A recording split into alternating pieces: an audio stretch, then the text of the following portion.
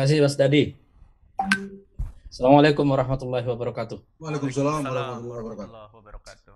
Alhamdulillahirabbil alamin wa bihi nasta'inu ala umuri dunya waddin amma ba'd. Yang saya hormati para narasumber kita. Ini kali ini bobotnya beda ini. Ada Bang Rizal. Ini sudah bergabung dan ada Bang Rocky, juga ada Bang Margarito. Assalamualaikum Ustaz. Assalamualaikum. Waalaikumsalam. Juga teman-teman media yang sudah ikut bergabung pada kesempatan ini. Tema kita pada sore hari ini adalah tema perbincangan akhir tahun, refleksi tentang situasi kita. Sebenarnya ada satu pertanyaan sederhana yang ingin saya ajukan kepada ketiga narasumber kita, dan ini menjadi topik perbincangan kita. Karena yang ingin kita bicarakan di sini bukanlah satu kaleidoskop tentang Indonesia di tahun 2021. Tapi satu pertanyaan yang fundamental. Apakah dalam perasaan kita Indonesia ini masih baik-baik saja atau tidak? Kita ingin menjawab pertanyaan ini dari paling dari tiga sudut pandang. Ya. Nanti Bung Rocky mungkin bisa menjelaskan dari sisi sosial politiknya, terutama dengan meruaknya ada upaya dan kampanye misalnya tentang yang saya kira apakah ini akan menggerus demokrasi kita seperti kampanye 3 periode atau penundaan pemilu dan seterusnya. Dan secara keseluruhan bagaimana kita memandang situasi sosial politik kita itu. Apakah kita masih baik-baik saja atau tidak? Atau apakah peta jalan kita sekarang ini sedang mengikuti negara mungkin modelnya China ya, di mana negara memegang grab yang begitu kuat dan makin sedikit ruang kebebasan pada masyarakat. Kemudian juga ada Bang Rizal yang akan memberikan kita sudut pandang soal ekonomi. Saya juga ingin bertanya, ini angka-angka yang selama ini kita dengar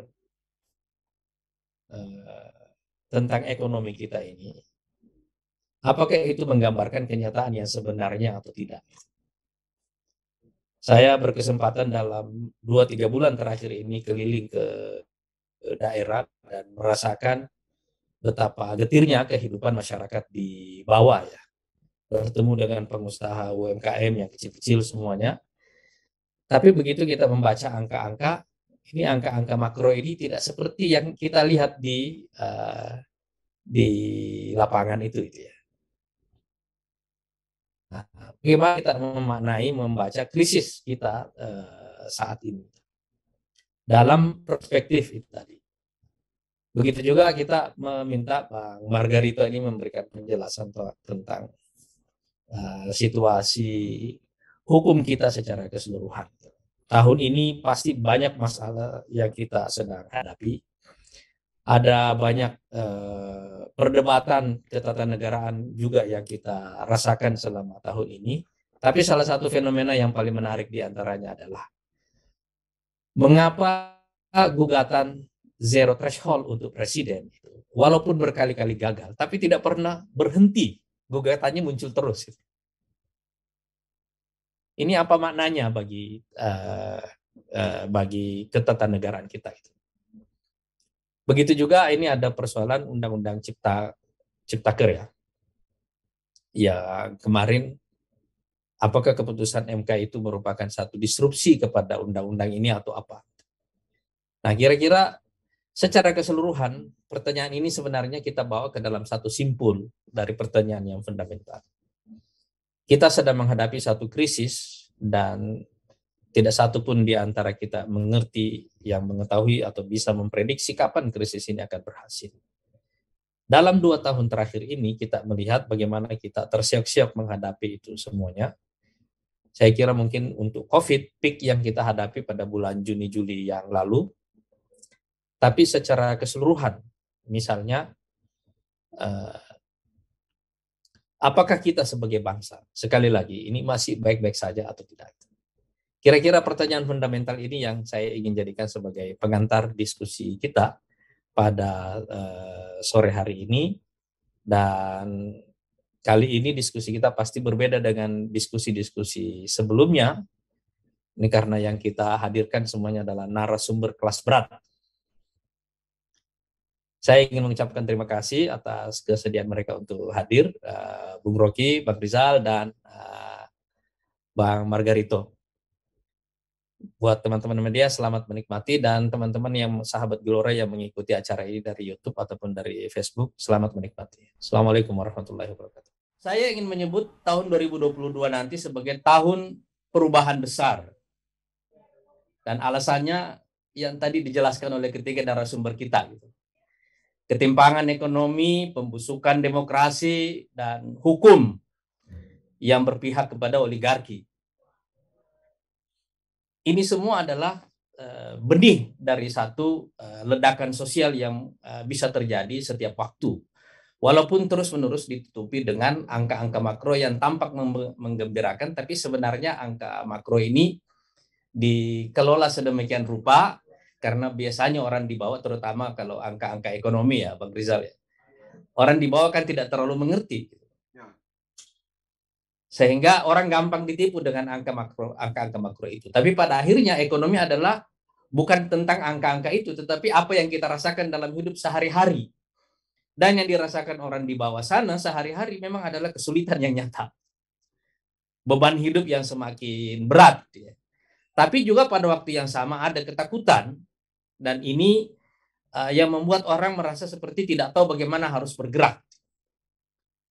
Dan ini yang menjelaskan apa yang tadi disebut oleh Bung Rocky tentang pembusukan demokrasi itu. Memang ketakutan itu merata betul di bawah.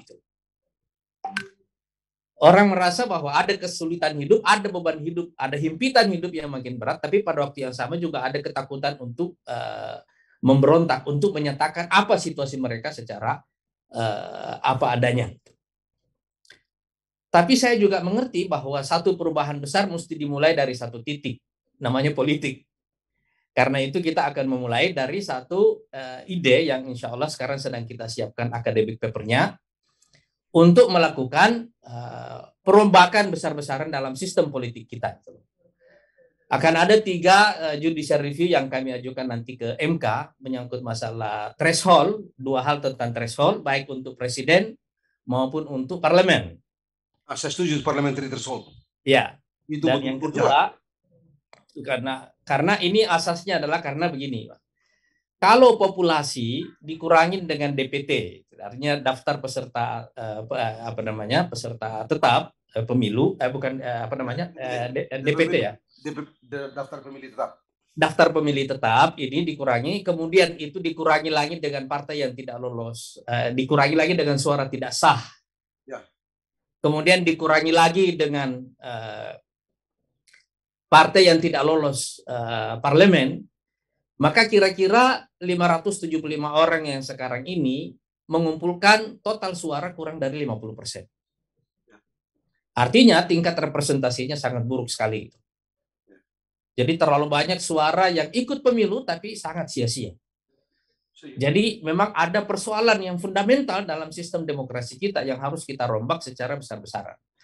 Tapi pemilu 2019 adalah juga pemilu yang paling buruk dalam sejarah kita karena korban nyawanya terlalu banyak. Menurut catatan KPU secara resmi lebih dari 900 orang meninggal pada pemilu 2019 yang lalu. Artinya orang-orang yang duduk di DPR sekarang ini duduk di atas nyawa orang-orang yang meninggal itu tadi. Jadi kami juga akan mengusulkan pemisahan antara pemilu legislatif dengan pemilu dengan pilpres, supaya beban kerjanya tidak ada di dalam satu, tidak menumpuk dalam satu waktu, sehingga para penyelenggara pemilu ini itu tidak terbebani melebihi dari kemampuan mereka. Itu tidak ada satu negara yang mengalami angka kematian sebesar itu dalam satu pemilu. Jadi kira-kira 3 tema inilah yang akan kami ajukan nanti dalam judicial review. Tapi akan ada juga perombakan dalam sistem politik kita secara keseluruhan yang akan kita usulkan. Tapi mungkin ini bukan ke MK. Misalnya, kita juga akan mengusulkan supaya tidak perlu ada fraksi di DPR. Sehingga setiap orang itu benar-benar merupakan perwakilan rakyat. Begitu dia dicalonkan oleh partai politik, tapi begitu dia terpilih, dia adalah pilihan rakyat. Dan ini yang menurut saya kenapa sekarang ini kalau tadi Bang Margarito menyebut DPR ini tadi apa istilahnya tadi Bang Margarito tadi? Kantor cabang presiden. Ini kantor cabang presiden karena cukup dengan menelpon 9 pimpinan parpol, 9 ketua fraksi, masalah ini secara prosedural selesai. Sebab suara individu akhirnya hilang. Ya kan? Tapi kalau tidak ada fraksi, setiap undang-undang yang akan diloloskan itu membutuhkan perjuangan yang panjang. Dan perdebatan itulah yang membuat undang-undang itu akan menjadi matang. Perdebatan itu. Jadi prosedur ini harus memberikan ruang kepada perdebatan yang panjang dalam sistem, dalam perumusan proses legislasi kita, yang membuat dia apapun nanti hasilnya, dia tetap merupakan kesepakatan, tapi proses untuk sampai pada kesepakatan itu melalui satu perdebatan intelektual yang panjang. Dan di situ, begitu tidak ada fraksi, setiap anggota fraksi tidak bisa bersembunyi. Dia harus muncul, menyampaikan, setiap anggota DPR harus muncul, menyampaikan ide-idenya secara terbuka. Sebab dia memang mewakili konstituennya. Nah, ini bagian dari contoh-contoh, bagian dari perombakan dalam sistem politik kita yang akan kita lakukan. Sebagiannya nanti akan kita buat dalam bentuk judicial review, dan kita akan membuat satu academic paper yang lebih luas lagi tentang apa saja pokok-pokok perubahan dalam sistem politik kita yang harus kita lakukan untuk membawa demokrasi kembali ke jalan yang benar. Yang memungkinkan orang-orang terbaik secara prosedural untuk juga bisa terpilih dan memimpin bangsa ini. Saya kira, menurut saya, dari pintu inilah kita bisa melakukan perubahan besar-besaran dalam juga sistem ekonomi kita. Sebab ketimpangan ini menurut saya ini adalah ancaman yang nyata. Kita tidak bicara soal pertumbuhan. Pembelahan yang terjadi di Amerika, walaupun dengan dia adalah negara yang paling kaya, tapi juga jumlah orang miskinnya juga paling banyak. Jadi ketimpangan ini adalah isu kemanusiaan dan ekonomi harus bisa menjawabnya. Nah, kira-kira ini alasan mengapa saya menyebut, saya percaya bahwa tahun 2022 nanti akan menjadi tahun perubahan besar. Saya ingin mengucapkan terima kasih karena keyakinan saya ini mendapatkan konfirmasi dari 3 narasumber kita, Bang Rizal, Bang Rocky, dan juga Bang Margarito semuanya. Dan juga teman-teman media yang telah ikut dalam diskusi ini. Sekali lagi terima kasih, karena saya yakin sekarang kita insya Allah sepakat bahwa semua krisis dan kesedihan yang kita lihat sepanjang tahun 2021 ini tidak bisa kita tutupi dengan angka-angka makro yang kelihatan menggembirakan, tapi sebenarnya tidak pernah kita rasakan secara nyata oleh masyarakat. Karena itu kita perlu satu langkah perubahan besar, dan kami akan memulainya nanti insya Allah dengan perubahan dalam sistem politik kita. Sekali lagi saya mengucapkan terima kasih kepada narasumber kita, Bung Rizal, Bung Rocky, dan juga Bung Margarito. Saya bersyukur sekali karena ide-ide kami ini terkonfirmasi di awal, dan saya yakin karena Partai Gelora ini lahir di tengah krisis, dan ada yang menggembirakan nih, Bung Rocky ini. Apa orang memilih Partai Gelora di dalam survei kami adalah karena membawa misi perubahan, bukan karena memberi bantuan. Itu buat kami sangat menggembirakan. Tapi yang lebih menggembirakan lagi adalah bahwa hampir 60% rakyat Indonesia memang menantikan hadirnya partai baru sebab kekecewaan mereka kepada situasi yang sekarang ini terjadi. Jadi memang tampaknya ini akan menjadi takdir Partai Gelora itu. Bersama dengan Bung Rocky, Bang Rizal, dan juga Bung Margarito, kita memimpin perubahan besar tahun 2022 insya Allah. Oke, Assalamualaikum warahmatullahi wabarakatuh.